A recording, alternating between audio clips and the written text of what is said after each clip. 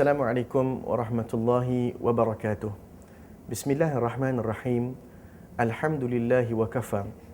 Wassalatu wassalamu ala habibina al-mustafa Nabiyyina Muhammadin khairu man ijtaba sallallahu alaihi wa ala alihi wa liman sara ala nahjihi wastanna bihadihi wa sunnatihi ila yaumil wafa.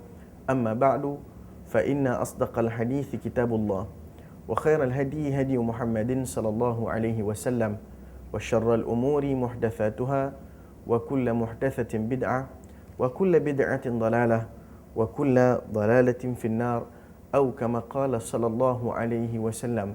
Subhanaka la ilma lana illa ma 'allamtana innaka antal alimul hakim.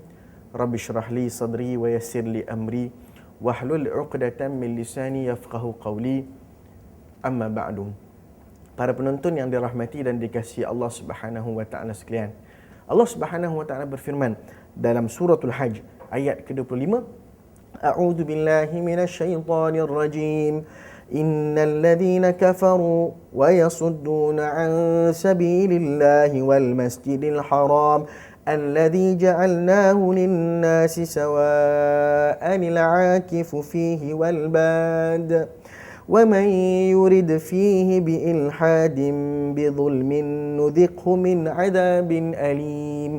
Kata Allah Subhanahu wa taala, sesungguhnya amat zalimlah orang kafir serta mereka yang menghalangi manusia yang berada di jalan Allah, yakni yang beriman, daripada memasuki Masjidil Haram Mekah yang kami jadikan tempat beribadah untuk seluruh umat manusia yang beriman, sama ada yang tinggal menetap di situ ataupun yang datang menziarahi bumi Mekah. Sesiapa yang berniat melakukan sebarang perbuatan yang dilarang, yakni ilhad dalam bumi Mekah dengan cara yang zalim, nescaya kami akan merasakannya ataupun menimpakannya dengan azab yang tidak terperi sakitnya.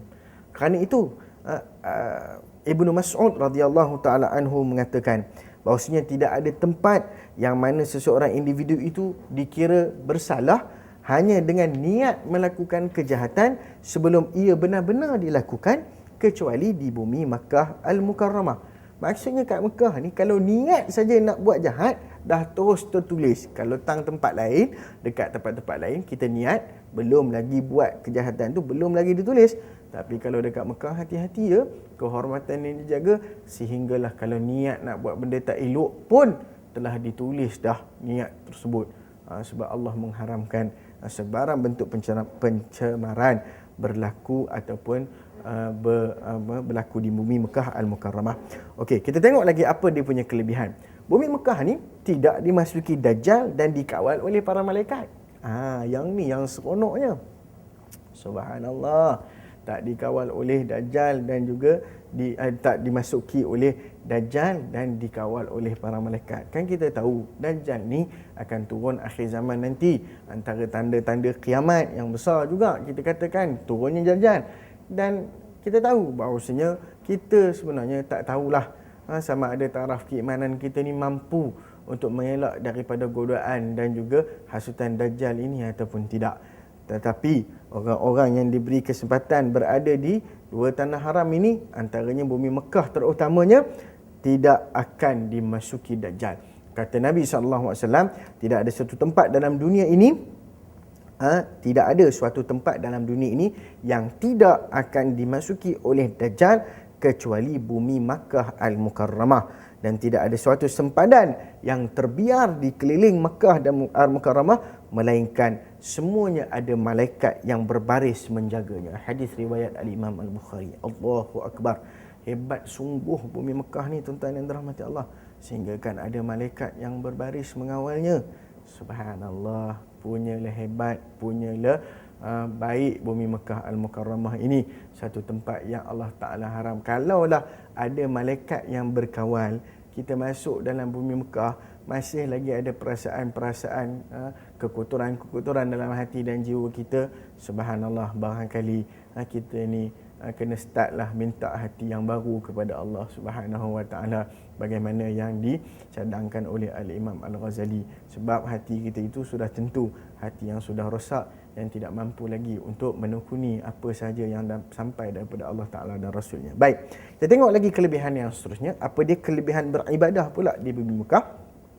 Berdasarkan riwayat daripada Jabir radhiyallahu taala anhu, bahawasanya Rasulullah sallallahu alaihi wasallam pernah bersabda yang mafhumnya, pahala salat di masjidku, yakni pahala salat di masjid Nabi sallallahu alaihi wasallam digandakan 1000 kali salat daripada masjid-masjid lain kecuali Masjidil Haram di Mekah, iaitu pahala salat di Masjidil Haram ini adalah lebih afdal daripada 100,000 kali salat.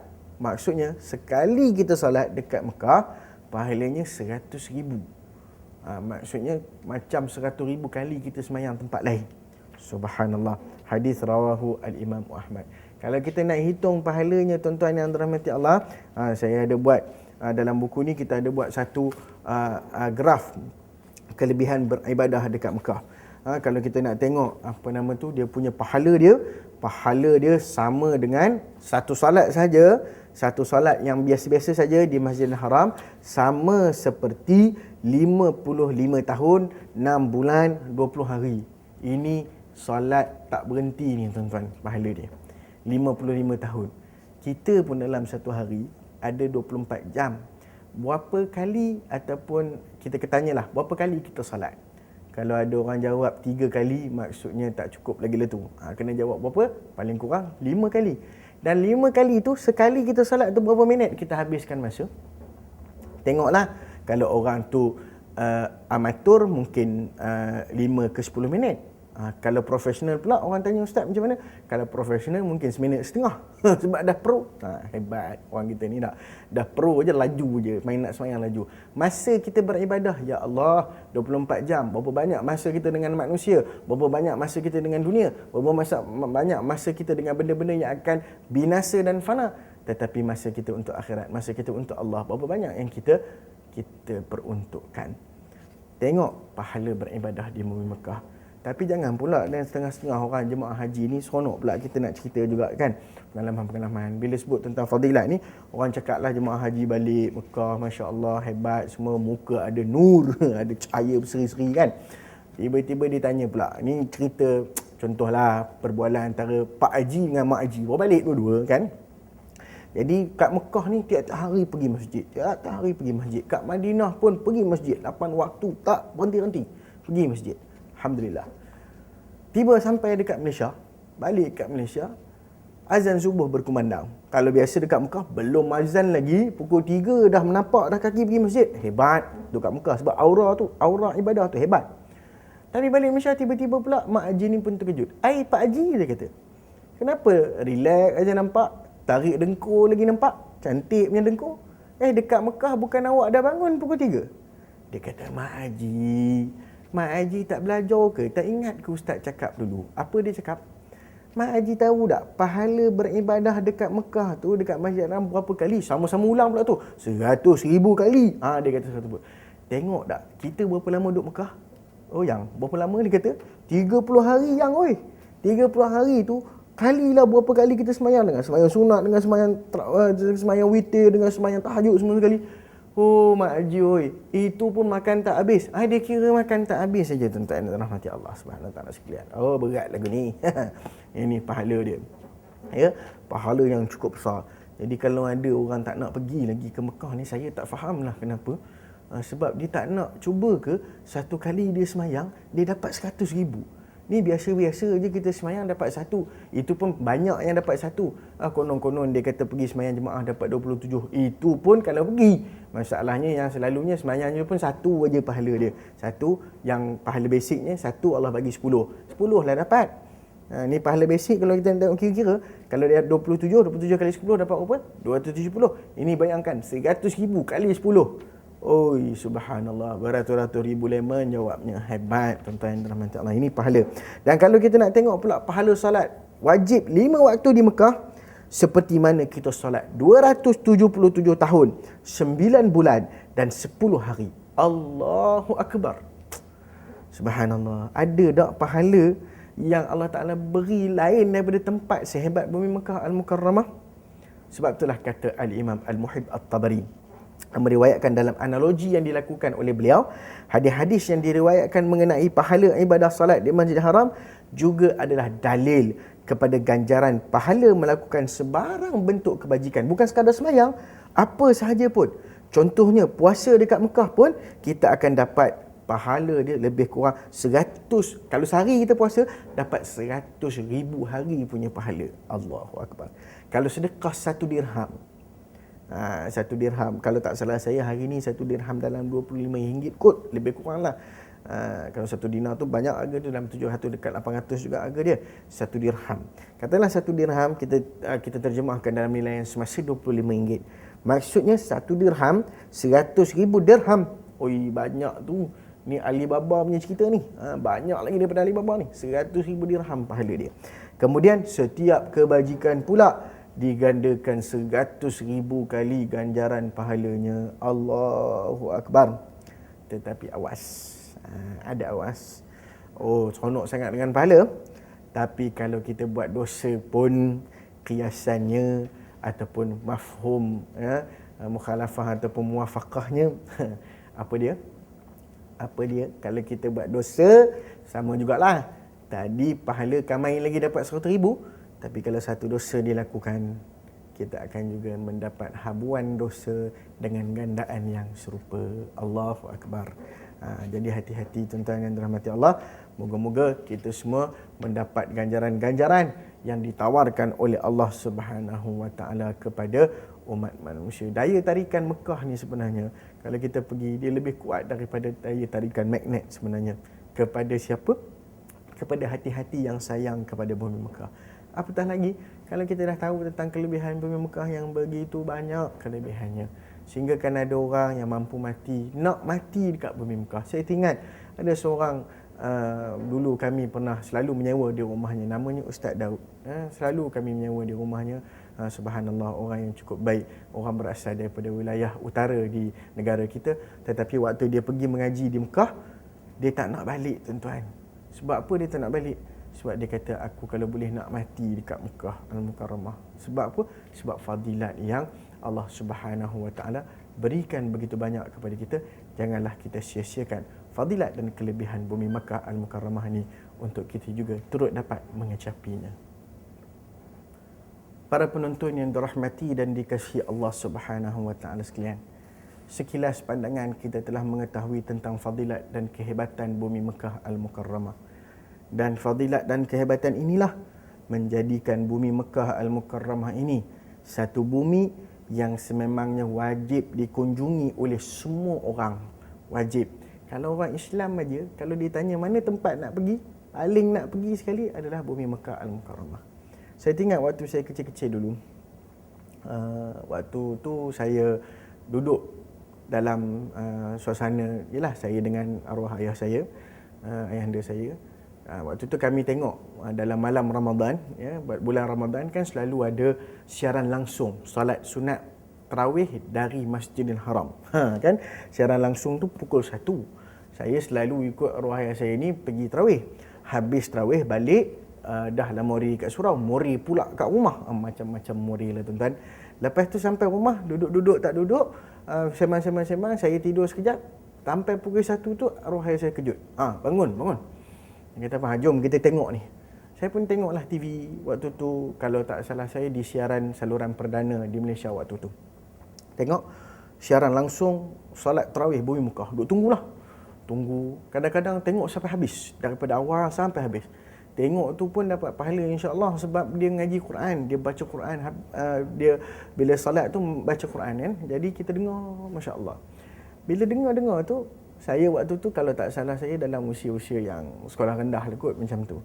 Lalu saya kata kepada kedua orang tua saya ataupun pada ayah saya waktu tu, saya kata, abah, saya kata, kalau Husni nak pergi ke Mekah, abah, nak belajar situlah rasa-rasanya boleh tak? Nak pergi situ boleh tak? Seronok tak pergi Mekah? Saya kata. Ayah saya kata, tak ada tempat yang paling seronok sekali kalau nak pergi melainkan Mekah Al-Mukarramah. Kalau Husni nak, kena belajar kajian-kajian sungguh-sungguh sampai ada rezeki nanti satu hari boleh pergi. Alhamdulillah, saya terima kasih banyaklah doa orang tua saya. Akhirnya dapat juga saya pergi ke bumi Mekah Al-Mukarramah dalam kesempatan masa saya belajar di salah sebuah tanah ataupun bumi Haramain itu. Hebat bumi Mekah. Doa daripada jauh pun dah dapat dah. Apatah lagi kalau doa dekat-dekat. Hebat sungguh bumi Mekah. Kehebatannya mampu menandingi semua suasana hebat yang lain. Contohnya orang nak honeymoon kat mana? Naik gondola dekat Venice. Orang pergi mana lagi? Shopping spree dekat kota London. Mana lagi orang nak pergi? Keajaiban Colosseum, tengok Colosseum tinggalan Rom. Orang bersukaria, anak-anak sukaria dekat Disneyland. Tapi tak boleh menandingi kehebatan bumi Mekah Al-Mukarramah. Bumi yang cukup hebat. Saya pun agak heran lah. Setengah orang dia banyak duit, tapi dia banyak pilih tempat lain dulu untuk pergi sebelum dia nak pergi Mekah Al-Mukarramah.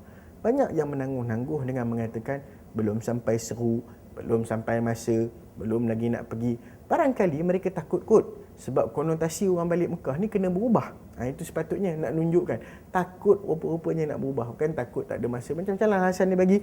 Sebenarnya takut apa?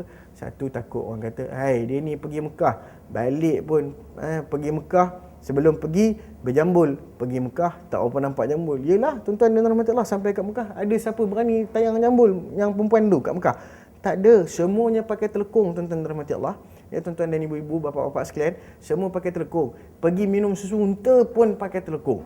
Masuk shopping mall pun pakai telekung. Cuba tengok hari ni, kalau kita pergi shopping mall dekat negara kita yang besar-besar, dekat KL lah contohnya, pergi mana? KLCC. Ada orang pernah masuk KLCC pakai telekung?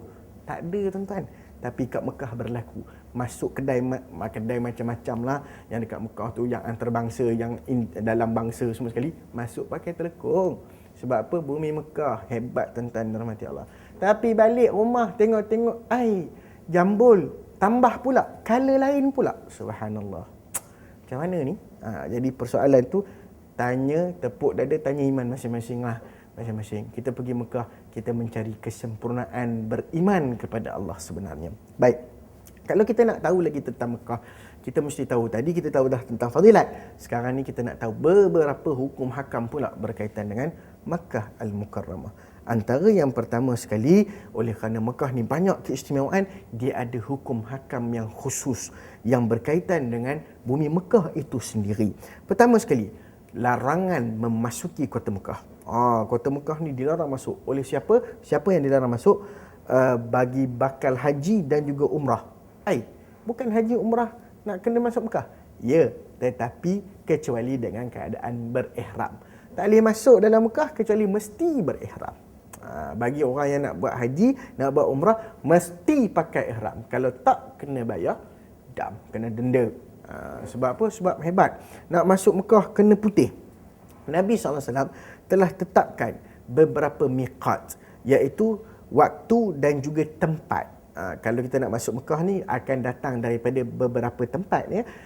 Mungkin ada orang datang daripada Madinah, ada orang datang daripada Malaysia terus mendarat di Jeddah dan sebagainya, macam-macam jalan yang kita datang, dan ada tempat yang ditentukan. Kata Nabi SAW dalam satu hadis, semua tempat yakni miqat itu yang ditentukan itu adalah bagi penduduk tersebut. Hunna lahunna waliman ata alaihinna. Setiap tempat miqat itu adalah bagi orang yang datang melalui kawasan tersebut dan orang yang melintas melaluinya di kalangan bakal haji atau umrah. Justru siapa yang melintasi miqat tanpa berihram, hukumnya berdosa dan dia wajib sembelih seekor kambing sebagai dam. Sebaliknya menurut Al-Imam An-Nawawi rahimahullah dan Ibnu Hajar Al-Asqalani rahimahullah dalam Fathul Bari menyatakan keharusan boleh masuk Mekah tanpa berihram, tetapi bukan dengan tujuan nak buat haji ataupun buat umrah, tetapi dia mesti dengan tujuan lain. Contohnya driver bus yang nak bawa orang jemaah haji tu, mungkin dia pergi tu untuk kerja dia, untuk kerjaya dia, bukan untuk nak pergi buat haji ataupun umrah. Jadi dia tu ada keharusan untuk memasuki Mekah tanpa berihram. Orang lain no way. Masuk mesti pakai ihram. Yang kedua, larangan. Yang ni betul-betul no entrance bagi siapa? Orang kafir untuk masuk ke bumi Mekah. Allah Subhanahu wa taala berfirman, a'udzubillahi minasyaitonir rajim. Ya ayyuhalladzina amanu innamal musyrikuuna najas fala yaqrabul masjidal harama ba'da 'amihim hadza. Wahai orang-orang yang beriman, sesungguhnya orang musyrik itu najis. kafir itu kotor, kata Allah Subhanahu Wa Taala. Yakni jiwa mereka kotor kerana mempersekutukan Allah. Bukan zahir itu kotor, bukan zahir itu najis. Kita boleh salam orang kafir, jiwa mereka kotor. Maka janganlah mereka mendekati Masjidil Haram selepas tahun mereka ini, iaitu selepas pembukaan Kota Mekah, yakni selepas 9 Hijrah. Subhanallah. Jadi inilah kehebatan dan juga perkara-perkara yang kita katakan larangan-larangan dan hukum hakam yang berkaitan. Seterusnya, kat Mekah ni special. Boleh melakukan salat bila-bila masa sahaja di bumi Mekah. Yakni kalau kita belajar hukum fiqh, ada lebih kurang 5 waktu yang dilarang salat. Maknanya waktu haram salat oleh para fuqaha.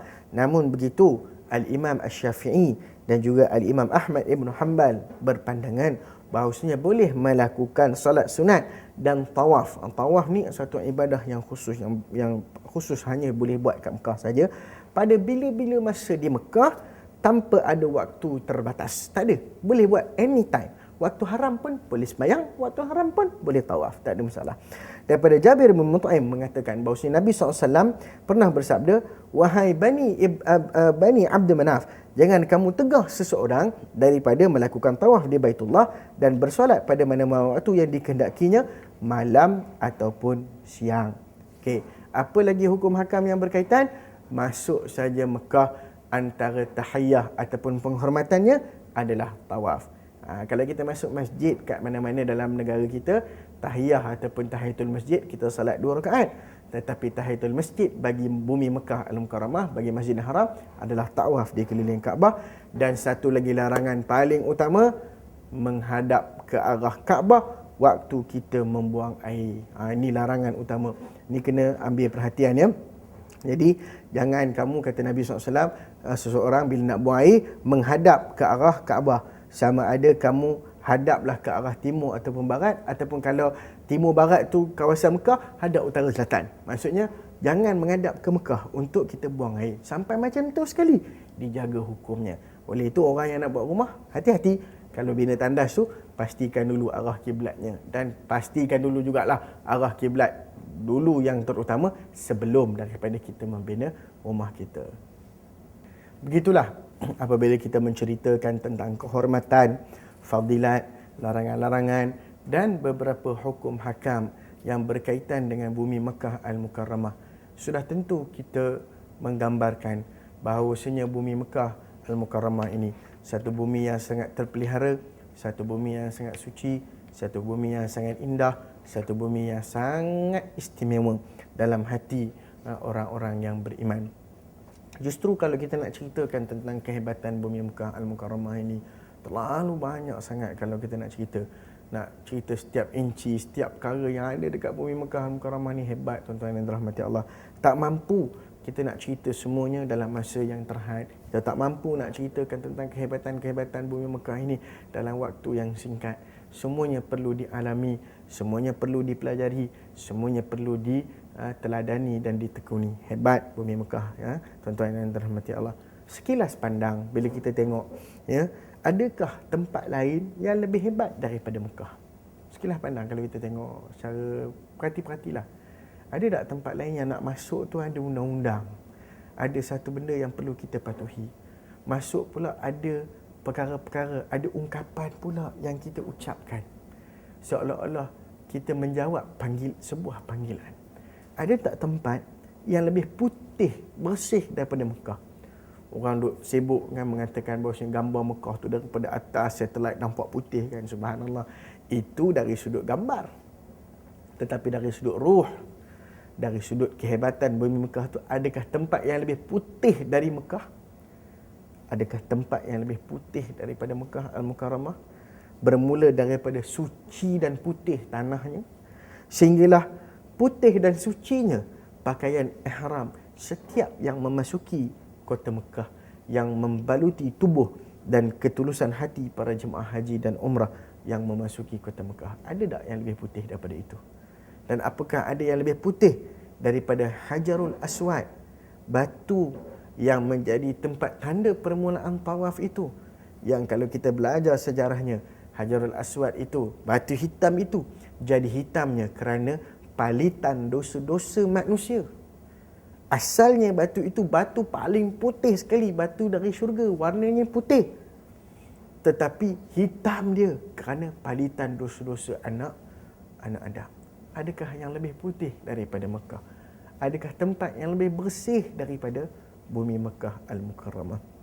Kita renungkan. Apakah ada tempat yang lebih terhormat?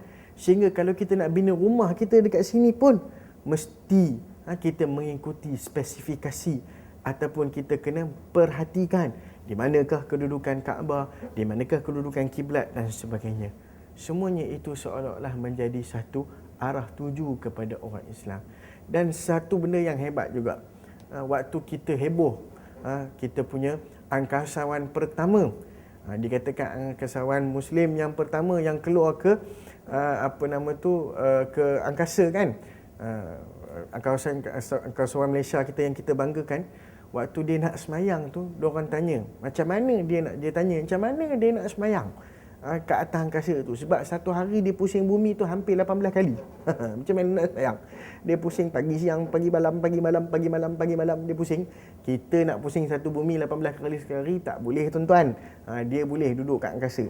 Macam mana dia nak semayang?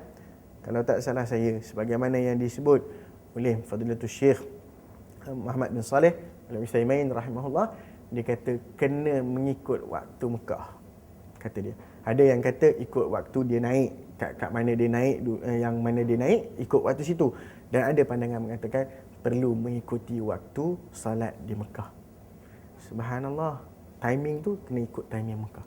Semuanya kita berlandaskan kepada Makkah Al-Mukarramah, satu tempat yang sewajarnya ada dalam hati-hati mereka yang beriman kepada Allah, satu tempat yang wajar dikunjungi oleh semua orang, satu tempat yang mesti kita kumpul duit untuk pergi sampai. Kata Nabi sallallahu alaihi wasallam, la tushaddur rihal illa ila thalathati masajid.